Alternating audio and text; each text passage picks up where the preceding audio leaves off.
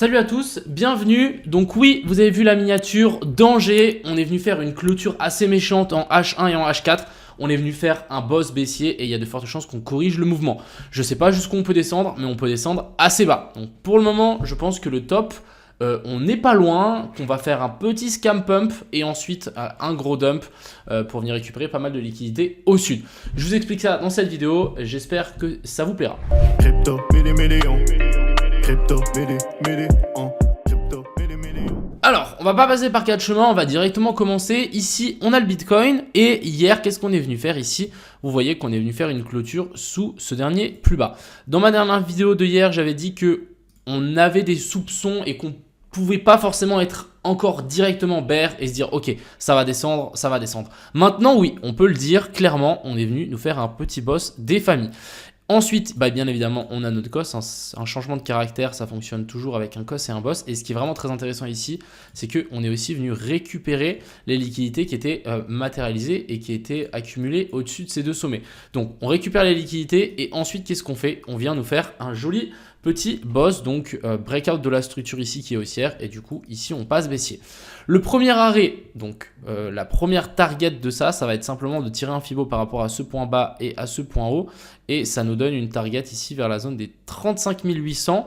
Je dirais même plus l'équal low qu'on a laissé ici. Donc idéalement la zone des 35 500. Ça sera déjà la première target de cette inversion de structure qu'on est venu faire là. Parce qu'en fait, on n'est pas à l'abri de nous faire un nouveau plus haut. On redescend chercher la zone de rechargement. Et ensuite ici, on continue à monter. Ça, c'est quelque chose de complètement faisable. Par contre, c'est aussi possible que cette inversion de structure ici nous inverse tout le mouvement qu'on était venu faire ici. C'est quelque chose de complètement faisable. Et si ça nous inverse ce mouvement, on peut redescendre chercher ses premières liquidités ici vers la zone des 33 200. On peut venir chercher et récupérer l'ancien sommet qu'on a laissé ici. Ça sera autour des 31 800 et des brouettes. Je vous dis, si on réintègre et qu'on passe ici en dessous, sous ce niveau-là, il y a de fortes chances qu'on descende directement au plus bas et qu'on vienne récupérer la zone d'investment qu'on a laissée. Donc ici, on a un super equal low qui a été laissé sur la zone des 34 800. Donc oui, c'est vraiment possible avec cette petite inversion de structure. Maintenant, ce qu'on va faire, c'est qu'on va zoomer dans ça et on va voir un petit peu les différents scénarios qu'on peut avoir et les différents shorts qu'on peut essayer de tenter. On va passer déjà en 1 heure. Donc déjà ici, on était venu faire un petit lot, donc sous ce petit boss. Si on passe en 15 minutes, on peut voir qu'on a fait une petite inversion de structure. Elle n'est pas ultra clean. En gros, ici, on a notre COS et notre boss. Ici, on est descendu, on est remonté. On est venu faire un nouveau plus haut. On est redescendu dans l'order block. Ou même, on a une zone de fair value gap qui était là. Et on est reparti. Et là, on vient faire un nouveau plus haut. Pour les débutants, vous allez tous me dire, ouais, on a un super W. Mais alors là, pas du tout. On a beaucoup plus une correction ici. Je dirais même en WXY ou en ABC. Donc, c'est un mouvement correctif. C'est pas du tout quelque chose qui faut long en théorie. Alors, je dis bien en théorie parce que des fois, ça arrive qu'on fasse un truc comme ça, qu'on remonte bien plus haut et qu'ensuite ça descende. Ça dépend un petit peu. Mais en tout cas, ici, pour vous dire, c'est que on a laissé plein de liquidations ici en dessous. Donc ça, c'est quelque chose qu'on va forcément venir rechercher. Et en plus, ici en dessous, c'est le Monday Low. Donc, c'est le plus bas du lundi. Et le plus haut du lundi, il est là-haut. Donc finalement, ça nous a fait un petit range. Donc la borne basse et la borne haute. Ce qui pourrait être assez intéressant, je trouve, c'est bien évidemment de nous faire ce petit bear flag. Donc je vais vous tirer un petit truc, petit bear flag. Monter pourquoi pas un petit peu plus haut que ce sommet là, pourquoi pas même chercher le Monday High et ensuite redescendre, venir récupérer le Monday Low et ensuite après, et seulement après ça, pourquoi pas repumper et venir récupérer les liquidations qui nous restent là-haut. Quand on fait une inversion de structure, donc ici on a un COS et un boss, la plupart du temps, on vient directement corriger la zone d'OTE. Donc on va simplement tirer une zone OTE par rapport au sommet et au plus bas. Et cette zone OTE, elle est notée ici vers la zone des 37 900. C'est exactement l'equal high qu'on a laissé ici. Vous voyez qu'on a laissé une petite zone d'equal high. Donc là, pour moi, on a une super zone de confluence, on a une super zone de short. Si jamais on y revient, je shorterai le BTC dans cette zone-là. De plus, ça permettrait ici de faire un retest des anciens des deux sommets là. Donc ici, je rappelle, on a fait résistance, résistance, déviation. Pourquoi pas faire ici de nouveaux résistances, on aura notre scénario triple tap. de nouveau. Et ensuite, pourquoi pas redescendre et venir récupérer les liquidités qui se retrouvent ici sur la zone des 35 500, voire même toutes ces liquidités ici en dessous. Donc c'est quelque chose d'assez clean ici pour le coup, rien à signaler, franchement c'est propre. La charte du Bitcoin est propre. Maintenant ce qu'il faut essayer de deviner, et c'est assez compliqué, c'est comment on va arriver dans cette zone là. Est-ce que on va venir d'abord, est-ce qu'on va directement faire simplement ça, venir récupérer ça et ensuite on descend directement beaucoup plus fort et beaucoup plus violemment? Ce serait bien, hein, ce serait top, en tout cas moi je le shorterai directement. Est-ce qu'on va venir chercher le Monday High pour ensuite venir chercher le Monday Low, ensuite corriger en A, B et puis C, venir récupérer cette zone là et ensuite corriger? Donc là c'est vraiment je pense qu'il faut juste être patient et se dire ok, si on arrive dans cette zone là, essayons de trouver un long. Si on arrive dans cette zone-là, essayons de trouver un short. Et il faut aussi penser que le short ici n'est pas obligé de passer parce qu'on n'est pas dans la zone ETE et la zone ETE est un petit peu plus haut et on a quand même une belle zone de confluence un petit peu plus haut. Ou est-ce que voilà, on essaie de trouver un short dans cette zone là sur la zone des 38 000 et ici vers la zone des 36 600, 36 700. Ce serait un peu l'objectif, donc je pense qu'il faut être patient ici. Je me suis dit aussi qu'on pouvait peut-être tenter un autre petit scénario, c'est au moment, je sais pas, là peut-être on est en train de faire manipulation, mais au moment où on réintègre ce plus haut là, imaginons on fasse une clôture ici. Je pense que ça pourrait être assez intéressant de tenter, à mon avis, aussi un petit short du style. Imaginons, on en a fait le top, tac et tac. Donc, on vient faire un top, on réintègre, petit pullback sur la trendline, on reteste l'ancien plus haut et ensuite on chute. Ça, c'est aussi un scénario qui peut assez bien fonctionner. À surveiller pour le coup. Donc, je pense que là, on a plusieurs points assez intéressants. Il faut simplement patienter et se dire, ok, là, pourquoi pas long, ici, pourquoi pas short et point barre. Mais en tout cas, ce qu'on est venu faire ici, on est clairement baissier. Donc là, hier, j'avais dit qu'il y avait qu'on pouvait penser et qu'on pouvait se dire, ok, ça peut peut-être descendre, mais on ne pouvait pas être certain. Par contre, là, pour moi, c'est assez certain qu'on va descendre à un moment ou à un autre, qu'on va venir récupérer les liquidations.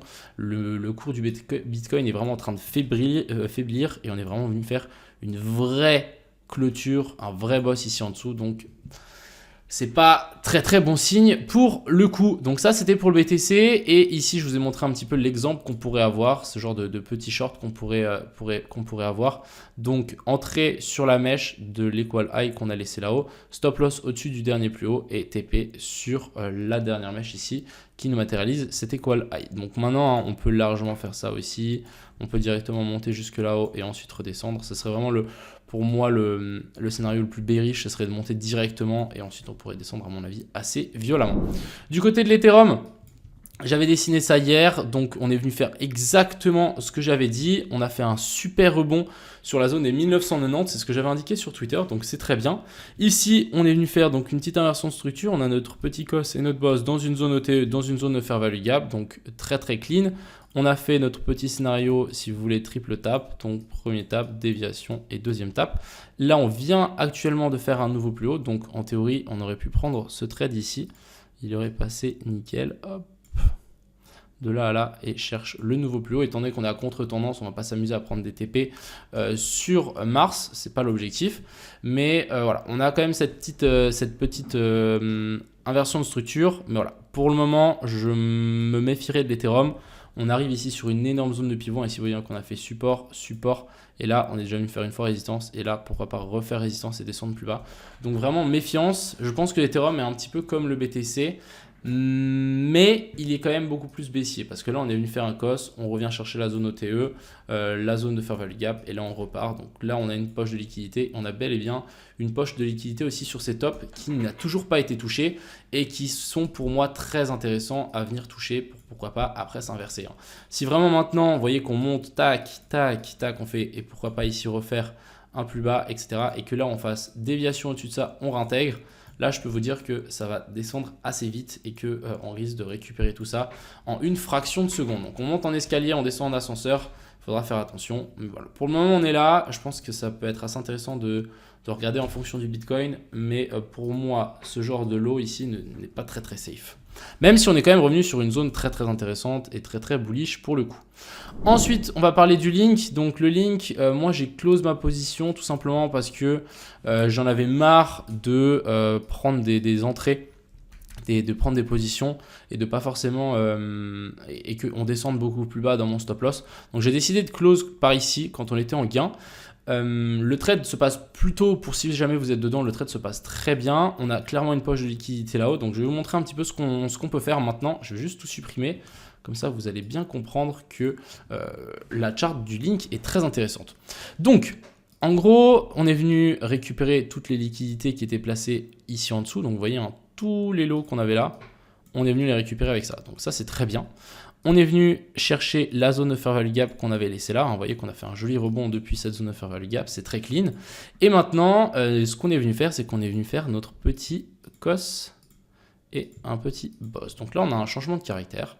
Et là, on va pouvoir reprendre un trade en long. Donc pourquoi pas target la zone de fair value gap qu'on a laissé ici en 1 heure.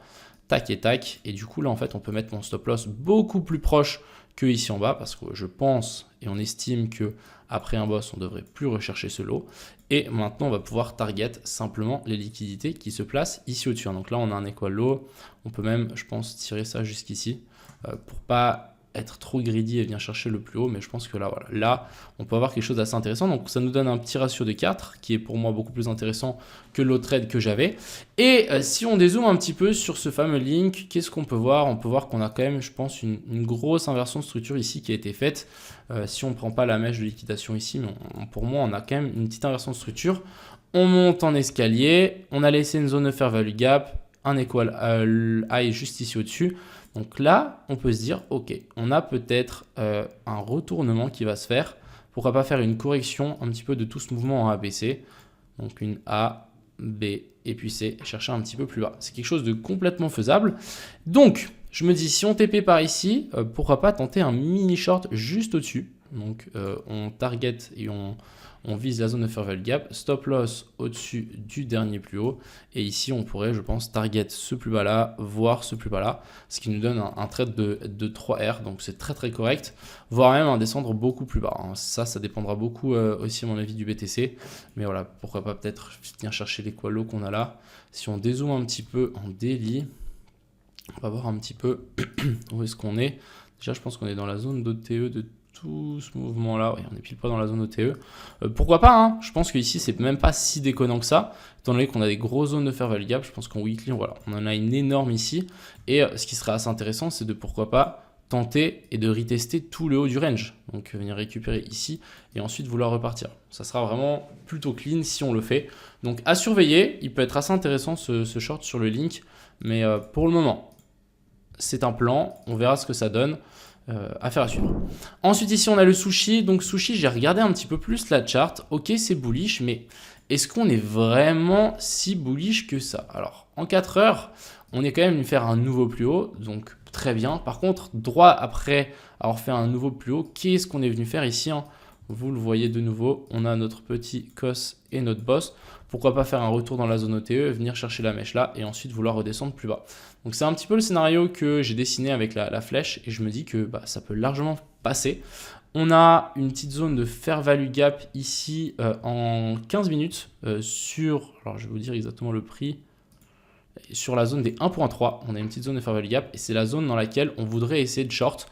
Donc si on arrive à taper cette zone-là et qu'on nous fait une petite inversion de structure et que ça commence à consolider sous ce lot, je pense qu'on pourra sans doute tenter un petit short, target ce plus bas là, voire même chercher la zone OTE hop, de tout ce mouvement-ci et venir récupérer ici la zone des 1$. C'est quelque chose de complètement faisable et c'est pas genre farfelu. Donc affaire à suivre, ça dépendra aussi beaucoup du BTC, si vraiment on nous fait un gros rebond ou pas.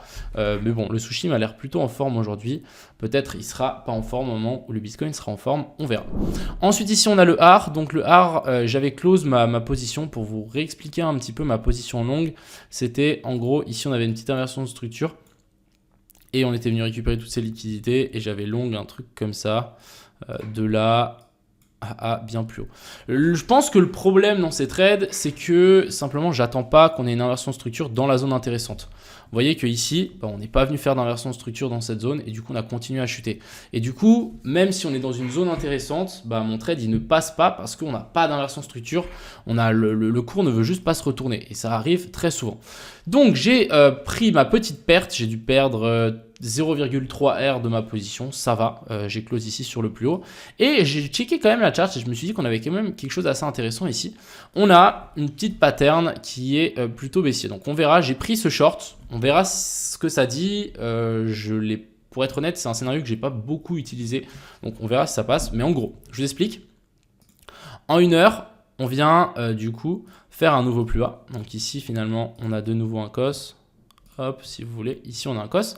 Ensuite, après qu'on ait fait un cos, on vient faire une mèche et non une clôture. Vous voyez qu'ici on a bel et bien une mèche. Donc en fait, le boss n'est pas valide. C'est là où ça devient intéressant. On piège un peu les gens, même si en 15 minutes il est valide, ça n'a pas fonctionné.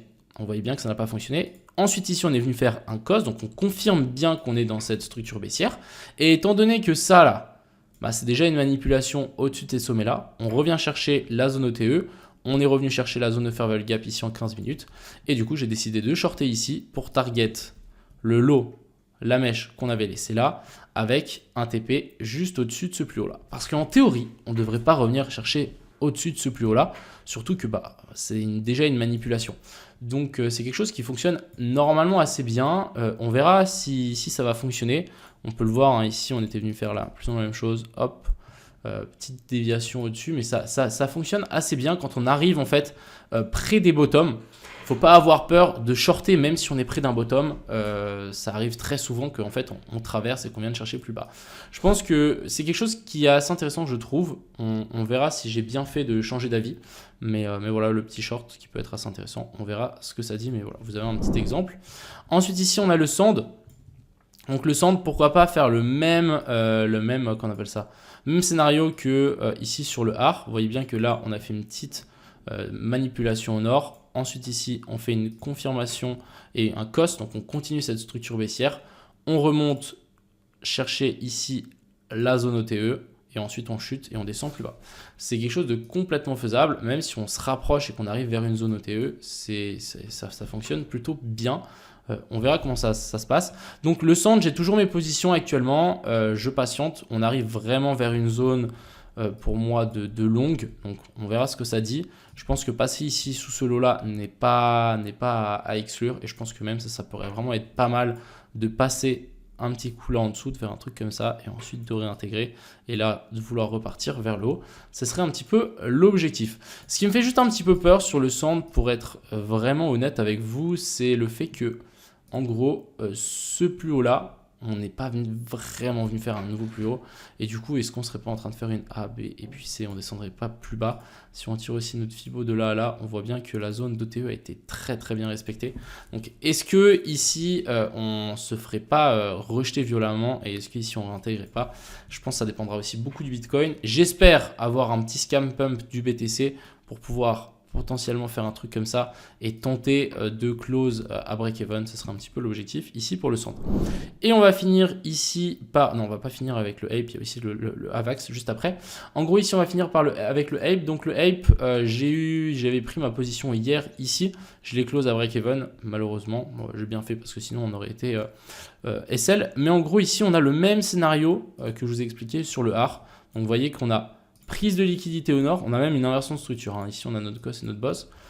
Manipulation, donc on vient récupérer. Alors, je vais juste agrandir parce que comme ça, vous pouvez bien voir. Il faut que je pense à le faire assez souvent.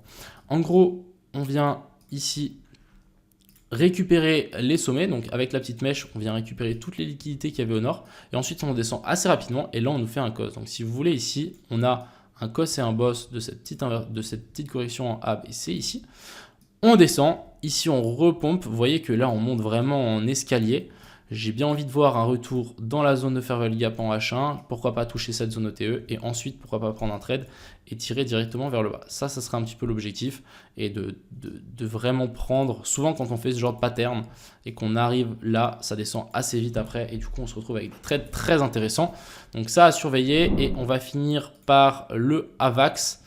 AVAX qui est venu récupérer la poche de liquidité qu'on avait laissée là, mais pour le coup ici on n'a toujours pas de boss, on n'a rien du tout, donc il nous faut vraiment patienter qu'on ait des inversions de structure comme ce qu'on a eu sur le link.